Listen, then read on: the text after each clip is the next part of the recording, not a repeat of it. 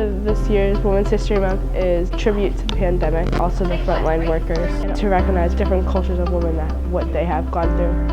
International Women's Day is the celebration of the social, economic, political, and cultural accomplishments of women around the globe. On March 8th, students were encouraged to wear purple in honor of this year's theme, #BreakTheBias. In order to reach a complete gender-equal world, women are inspired to break the bias of gender discrimination in their communities, workplaces, colleges, and universities.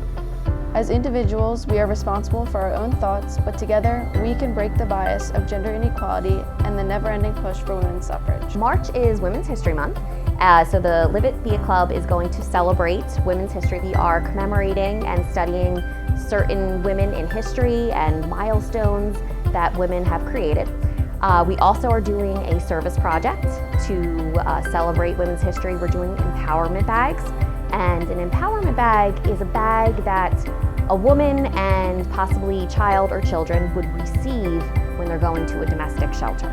So it's a very meaningful service that we're doing. We're actually teaming up with the Interact Club through the month of March and into April, and we're going to build these bags and we're going to drop it off to the Unforgotten Haven.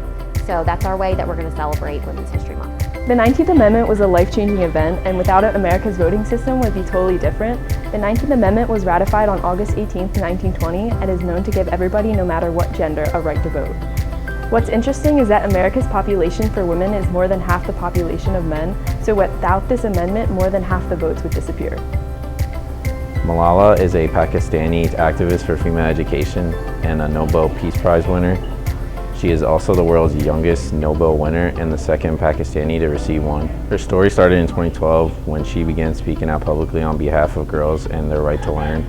A masked gunman boarded her school bus and shot her on the left side of her head. She was 15.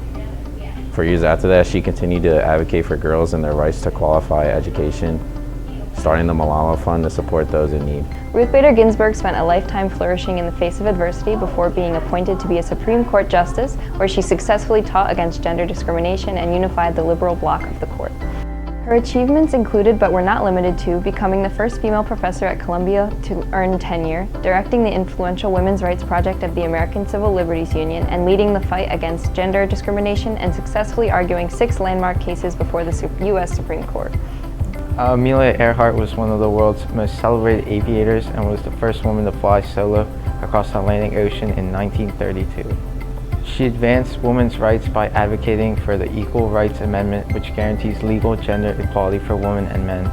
After rising to fame for such an amazing achievement, Earhart was determined to become known for more. Sadly, Earhart disappeared while attempting to circumnavigate the globe. She was officially declared dead on January 5, 1939. Amelia Earhart's legacy will forever go on. Amanda Gorman is a powerful young woman who speaks with purpose and advocates for equality among all people. She intertwines her passion for poetry and advocacy to instill positive change throughout the world, and she influences people from all over.